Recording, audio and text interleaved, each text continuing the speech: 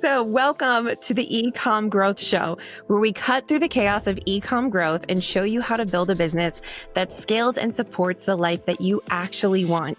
I'm your host, Brittany, former boutique owner turned growth strategist for eCom owners like yourself. And today I'm joined by co-founders of Shopanova and Bloom, Robby, Switzer, and Danny Stafford.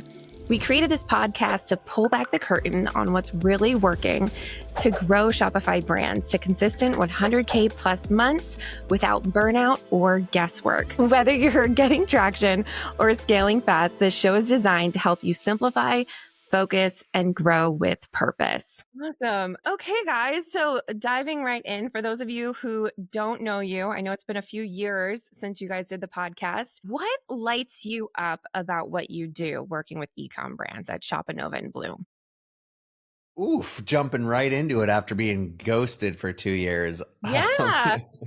No, I'm excited for this one. So I think what lights me up, a lot of things do, but one thing specifically as of the last year is actually helping people on an individual basis change their lives and not just help them grow their bottom line or top line revenue, but actually helping them create a life that they want to build and is sustainable that revolves around more than just money. So that's where a lot of my focus has been over the last year, and it's been a fun journey. Yeah, and I would say one thing that's been really lighting me up recently is for a long time, we've been kind of this growth agency, and it's like you can come in, our team will do all the work for you, and we're going to run your ads, we're going to do your designs, we're going to write and send your emails, and we're going to take you to the moon. And that's been really exciting. And we've done that for a lot of people, but it's like there is a certain barrier of entry where it's like, we'll do that if you can afford us, like if you're ready for us. And we've had all these wonderful tools and a wealth of knowledge that we've been wanting to give to people, but we just haven't had a vehicle for doing that.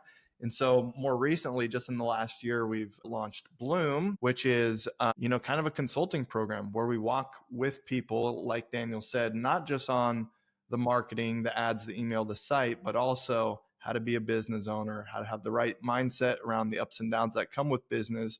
But also it's like, we can help you right out of the gate, as opposed to like, oh, you got to be at 50K a month already before we can actually help you. So that's been really fun for me to see brands, smaller brands, getting early traction that is actually going to continue to propel them into a big brand territory. That's been super, super fun. Yeah, 100%. So what's so fun is it's been a year since we've been working together, since we started Bloom, which is so exciting. And I remember a couple conversations when we first met. So you guys were like, hey, we have a successful agency. We get to help brands scale. But there was a deeper level of it. There was the heart behind it. So I'd love to know from a more personal standpoint, why you guys even started your business. Like, bring us into your story a little bit and the why behind what you do, and then how you get to now help that one-on-one business owner in part because of your story. So like, what's the heart behind Bloom? Because I just loved hearing it when I first started with you guys. Brittany, before we answer that, I have a question for you.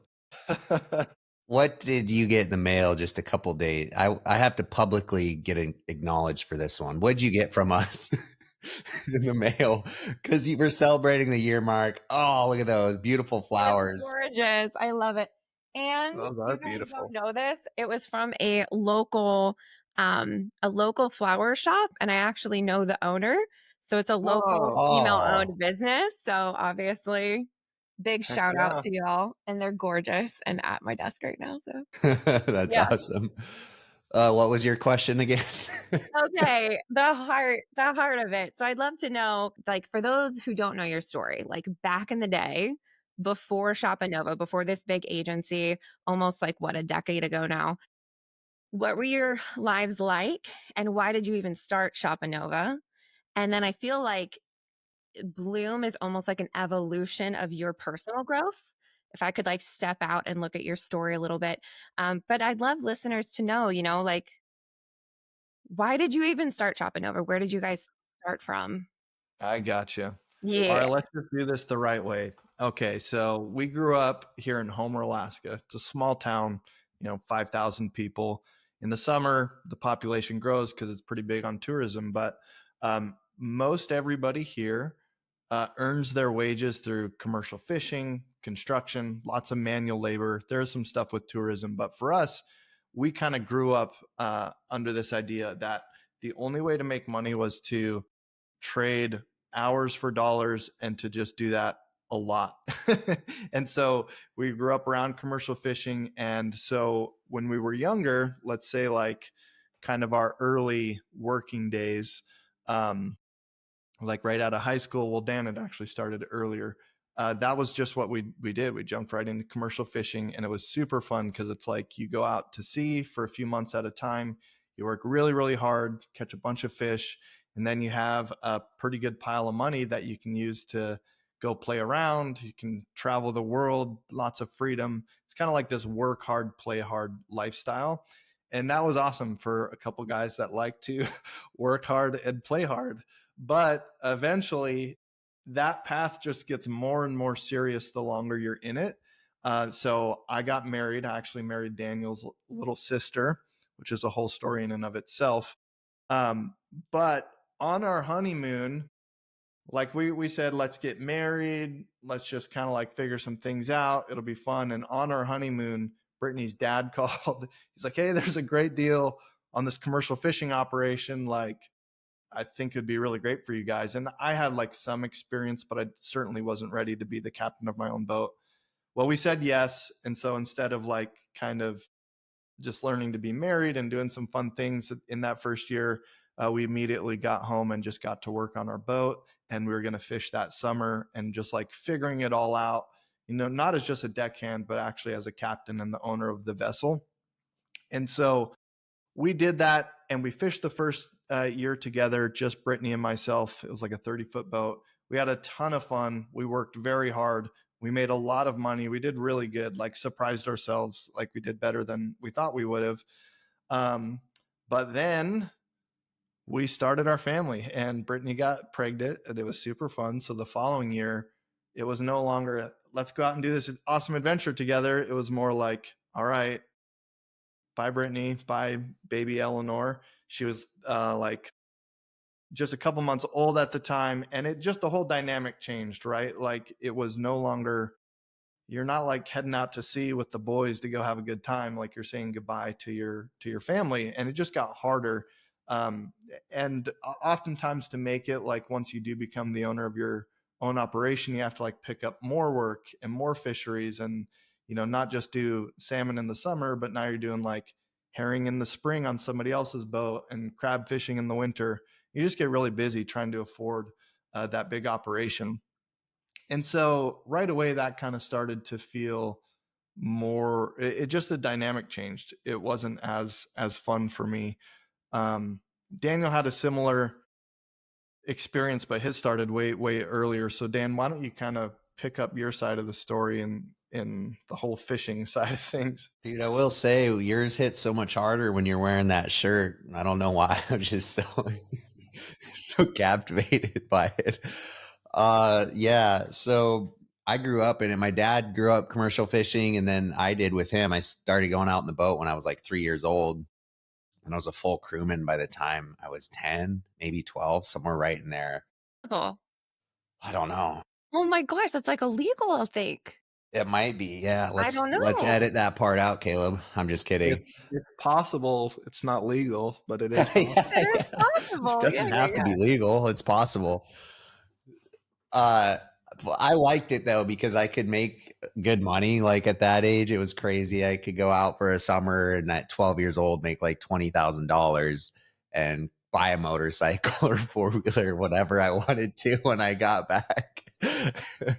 And so that was just like normal to me. Plus being gone with my dad, like adventuring, all that, super cool and unique. And I just like took it for granted, obviously, right? Because it was like the way I grew up. But then same thing. It's funny, like life went on. Tell them what you did at 18, though. Tell them what you did at 18. At 18, my dad helped me like build my first house, but I like paid for it and stuff, and then moved out right into that, and then had like a few friends that rented rooms from me. So own my first home at 18, which is cool. It allowed me to do that. And then same thing, like I would fish on like the summer, some spring, and then travel fall and winter and go on adventures with friends and go, New Zealand, Australia, Asia's, all over the place really. And it's funny because I did the same thing as Rob. Met my sweet wife, Samantha, got married, and we're gonna take a year to just be married, have a honeymoon year. And then like 3 months in, I was like, dude, we have a child coming. I'm like, I'm gonna be a father soon. I'm a husband. I gotta provide. So I Yeah. have to get my own operation now. I'm like thrust into manhood, it felt like. So I just didn't take that year off like, I was expecting to, and just bought a boat. And then that summer went out fishing. And my son Aiden was supposed to be born right in the middle of the summer too, like right when the fishing was at its peak. So it was bad timing on our part. But anyways, went out, was doing really, really good first year. And long story short, ended up rolling the boat on the way actually to town where I was going to be picking up my wife. She's going to come out, fish for a little bit. Thankfully, everyone survived, but it was super intense experience, traumatizing. Not There was one guy that almost didn't survive, so the reality of that set in, obviously. But then after that, I was like, man, there's got to be safer ways to make money where I can be home with my family now. Cause I had the same thing where I'm like, I don't want to just leave months at a time. It's painful for my wife. It was harder for me. So the lifestyle of it just no longer fit where I wanted to go. So that was kind of my aha, like, how can I provide, make money and still do entrepreneurship, but do something completely different outside of what I grew up doing? Yeah, for Mhm. sure. Um, what's that phrase as far as changing? So like the pain of remaining the same or the pain of change needs to outweigh the pain of remaining the same. So for Yeah. you guys, I'm just kind of curious. It kind of sounds like the not pain as in like a negative, but the being taken away, like having to work and being taken away from your families. Was that kind of part of that motivation and that evolvement of change? Yeah. Yeah, definitely. And kind of saw where it was going. So like when I finally chose that I had to do something different, you know, I was out there, it was the end of the season. I had already been out there going on like 4 months. My daughter was 7 months old at the time. So I had this thought. I'm like, I've been out here she's only 7 months. That's over half her life. And I was like kind of being dramatic. I was just over it. It was like the middle of the night. It was dark. It was stormy. It was rainy, and kind of looked off in the distance. There was an old man out there fishing. He was all alone, didn't have a deckhand with him. He was drinking. He was operating his vessel. And it's like, dude, that's just going to be me if I don't People are if I putting don't change anything. And so it was a little bit like I was kind of caught up in the moment and a little bit emotional anyways, just being over it, being out there all summer long. But I decided I probably wanted to figure out something else. And then Daniel had also rolled his boat. And so what was interesting though is like fishing for a long time for us represented freedom. Mm, But that year it changed. And it was like, I have to leave and go do something I don't want to be doing and leave my family at home. yeah. And so now it represents like the opposite of Bondage. freedom, bondage. And so it's like we realized like we just had to do something different. And I think there's a lot we have to be grateful for as far as like some of the things that fishing had fostered inside of us, as far as you know, friends and entrepreneurs and as men or whatever. There's a lot of really great things that came out of it. Um, one of which is like just the ability to take risks. And so when stuff wasn't working out for us, we're like, let's just try something different. And so when we were out doing all the crazy adventures, we would always have a camera with us just because we loved doing like funny videos. I don't even know that we would like do anything with them. This was before YouTube was like really Yeah. popping off or anything, probably for a good reason on our part. But people would inevitably see our videos here and there. And then businesses kind of started asking us like, hey, could you make a video to promote my business? Or can we use some of that footage, for our net company or whatever it might be? And so we're like, hey, let's start a video production company. That sounds fun and adventurous, and we could make money doing that, and we wouldn't have to leave our families. So that was kind of the transition away from manual labor, commercial fishing, construction into something a little bit less tangible, like marketing, video production. Like, what Yeah. is it? I can kind of continue on where stuff evolved from there. Just direct me. What do you want to hear? Look at him, Yeah, for dude. He sure. just wants to talk the whole time. I love it. I I know, love I'm it. like, I'm oh, just great. kidding. I'm just kidding. As soon as there is an ounce of dead air, he starts asking where to go with it. Yeah. Okay. So, uh, I think that we go through things for a reason, right? To Oh, some boy. extent.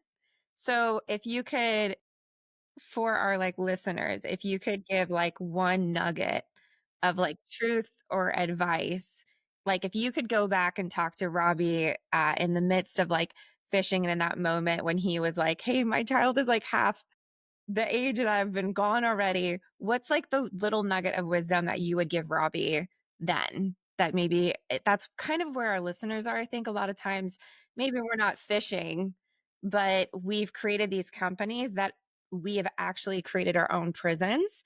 And the thing that we left our 9 to 5 for, like, hey, we're going to have all this freedom. I'm going to have more vacation time. And then we end up on our phones all the time and we're missing those moments with our kids. So if you could go back and tell Robby back in the day, one nugget, keep it short, what would Yeah. it be? Oh, gosh. I mean, honestly, what I would need to hear the most, and this is so cheesy because it's honestly what I need to hear even still today, is I just need to encourage myself sometimes and tell myself like it is all going to work out. There's always ups and downs. Um, you do have the ability to change things. It comes with a little risk, comes with a little pain here and there, but like ultimately you're doing a wonderful job and it is going to work out. And yeah, just kind of like connecting to this feeling that we are powerful inside of our circumstances. Like we don't just have to stand by and let life happen to us. Yeah. We don't have to be just an observer. We can be proactive in our lives too. Daniel, what about yourself? I'll tell you what, maybe some people haven't even left their 9 to 5, but they're thinking about it or switching careers. I'll tell you what, that is scary as shit because the only thing I knew was fishing. Right. So I'm like, dude, I didn't go to college. I didn't do all these things to like prepare for anything outside of this. Now I don't want to do it. Mm-hmm. So I had to overcome severe amounts of limiting beliefs of like, this is what you always done. This is all you can do to like, no, I can create the life I want, which was a Yeah. scary transition. And I want to encourage people, if you're at that crossroads, to just jump in and do it. And if I would have told myself something in that time period, it's like you're capable of doing what you want to do and set your mind to. Mm, And don't let fear be your guide through this process. You can't, if you're just living fear, you probably won't do it. But, okay. I'm always going back to fear and not giving into it, but like just letting myself know then like, hey, do the thing that you want to do and it's going to work out. Yeah, for sure. If Really, dude? That's your best advice? no, so good. I love it. You guys are cracking me up. Oh man. Yeah, no, I can relate to that too. So like back in the day, I was working for a nonprofit at $14 an hour. And when I was considering leaving that job, at the time, what I would make in an hour-long live sale was my paycheck for 2 weeks Yeah. from that Yeah. nonprofit job. And I was terrified of leaving. And I was so scared, like, will this be successful? Can I trust myself enough that this Yeah, is going to work? exactly. Why But do I feel looking like back, why do I feel like when you're saying nonprofit, it's code word for church? yeah, yeah, yeah. I mean, it was a large church. I say No nonprofit offense. now, but Hey, no offense to churches, but that sounds like a church wage to me. Oh it my is a God. church wage. Yeah, yeah. So Uh, nonprofit pay. Um, Speaking of good sayings, here's another one. Most prefer the certainty of misery to the misery of uncertainty. So mhm. it's like it'd be better just to know what to expect and live a miserable life than to step out, take risks, and potentially find higher highs and maybe sometimes lower lows, but like to ride that up and down, Yeah, for sure. of pioneering a new life. Okay, so bringing it back modern day, Hmm. let's say like a year ago, we were in conversation of like, hey, starting Bloom. Uh, what was like the primary why for you guys to start Bloom? So like you're working with agency clients, they're having an incredible amount of success, you're helping brands scale, but then at some point there's only so much you can really help with. So how does Bloom kind of complement that? Or like where does that come in? I think we've gone through such hell over the last 10 years and learned so many lessons through it that we wanted to actually share that with other people and help other people. Agency was just like, pay us money, we'll do work for you, and that's kind of it. Yeah. But we were like, how can we actually have more impact in people's lives while simultaneously sharing the lessons, that we've learned over the last 10 years? Because feel like going through an experience is the slowest way to learn. But if you can talk to someone that's already been through it, it expedites your journey by like tenfold. So I'm like, I've had people like that in my life, and I'm like, how can I be that person, to other people that are in the similar circumstance? Yeah, Hmm. for sure. Just adding on to that, something else that's really incredible about Bloom is it's not just us sharing our insight and our wisdom. It's a collective group of people with decades and decades of experience with like various, everybody has their own secret sauce, their own little gift in our group. So it's really cool, the collaborative environment, in addition to like the lessons that we have to talk about. Robby, how about yourself? Dear, Dan had such a good He mic drop did. moment. He I did. think it was frustrating for me that first of all, and I kind of mentioned this earlier on, there is a certain barrier of entry to the agency where it's like 80% of the people that reached out for help, it was like, sorry, we can't help you because your business is not at the level to where it would make sense. So to be able to just partner with people earlier on in the journey was super fun. But then on the flip side, it's like, man, we've helped some people scale way higher than they thought was even possible, and it made their life way worse. And that's because they weren't like taking care of themselves. They weren't watching like all these other moving pieces inside of their business aside from sales and marketing. Like you still have to take care of your customers. You have to scale up logistics and fulfillment and all these things that we as an agency, like we can kind of like offer some recommendations, but we didn't really touch to a certain extent. So it's been really fun to be like, let's look at the business owner as a whole. Let's look at the business as a vehicle towards freedom and a better life. And let's just give people really good solutions from day one. That's kind of what Bloom has been all about. But, what would you say? Like, there's so many consultancies, there's so many agencies. Like, I feel like there's just a lot of ads. Like, if you just are starting to search, there's like a ton of ads you'll be bombarded with. Um, and I don't even know, like a lot of gurus, if you look on Instagram or YouTube, right? And everyone thinks they have this magic solution. What do you think makes Bloom and like Shopanova so different? Hmm. I heard a quote just the other day that I thought was really good. And it's like, people don't buy coaching, they buy coaches. So I think one thing is definitely the personalities we bring to the table. Like we're all about personal connection. So whether people are working with you one on one or, getting to interact with me and Dan, like that's a big part of what we bring to the table because the marketing, like the nuts and bolts, like you can figure that stuff out. And there's pretty clear processes for doing that. Our big thing, aside from just bringing our own culture and community, is just making sure that people have a simple way to approach that because it can be overwhelming. So our whole brand promise is growth made simple. We're going to take pretty advanced concepts and just give you actionable steps for getting the growth you want and growth that actually makes your life better. So I'd say it's probably those two things, just like it's our it's our community and our coaching and our personalities and the fun we get to have together. But it's also like this simple approach towards growing your business. You know what's sick, Brittany? When people ask me that on the sales call, I say, I don't know, probably nothing. Maybe we're just like every other agency that's burnt you in the past. We don't. I'm envisioning like an evil chuckle like after it. Yeah, exactly. No, I think that was a solid answer, Rob. One thing I would add to that too is the one-on-one connection we have. A lot of these group programs just kind of throw people in the mix, go watch all these trainings, and maybe show up to a group call or two and ask questions, and maybe not even get that in because there's so many people in the group.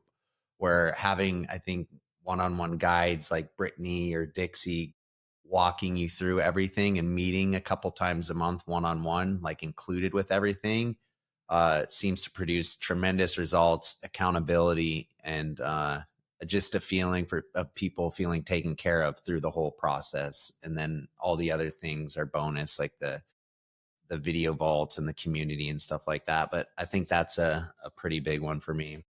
Yeah. What do you think, Miss Brittany? Oh my goodness. I wish that when I was in the midst of scaling my boutique, Bloom existed, because it is just one is the community aspect, just other people in a similar season of business who you're looking to like connect with and scale with. Everybody in our community, like they're just so warm and they take their business really seriously. But they also have the ability to like laugh at themselves too. Like it's just such a good group of people. So like the community, I think is so important. What's that quote about something like the top 10 people that you spend the most time with? You'll be within 10% of their income. So just surrounding yourself with higher income earners, people that are investing in themselves, I think is crucial. So Um, important. yes, that's one. The other part is it's not just about scaling your business through ads. It's a holistic approach to growth. So like when you're going through things, one of the things that our clients like on the front end, there's a lot of advertising about like, oh, ads, let's go through ads. But when they actually like onboard and they're in the program, they're like, oh my gosh, this is like so much better than I ever thought possible, because it's like organic marketing, it's emails, it's your Shopify store, it's your mindset, it's leadership, it's, work-life balance. It's just so many other things that go into growing your business. So that's number two. And number three, I think just like the heart of the team is par none. Like you can YouTube to a certain extent, different strategies. You can, find some guru, but as far as like the heart and the integrity of our team, I think is just like, I think Yeah, this is like our secret sauce, to be honest. It's just so for incredible. most of them at least. Yeah, I Huh? don't know about Josh or you even, Robby, but me and Brittany bring a good We're the vibe. heart of the business for sure. Yeah. No, it is. It's true. Like I think one thing we do have going for us, just if I am gonna toot our own horn, is we've built a culture that's based on pretty clearly defined values, and so that is a non-negotiable for us. Like we're here to make lives better, and everything we do is kind of catered in that direction. Yeah, for sure. Okay, final question. So, if someone is listening, let's say they're doing anywhere between $10,000 a month to $20,000 a month. I'd love to know what your biggest piece of advice to scaling to that six-figure month. Let me even say someone that's doing $2,500 a month because it's probably relevant for them as well. 100%. Single piece, huh?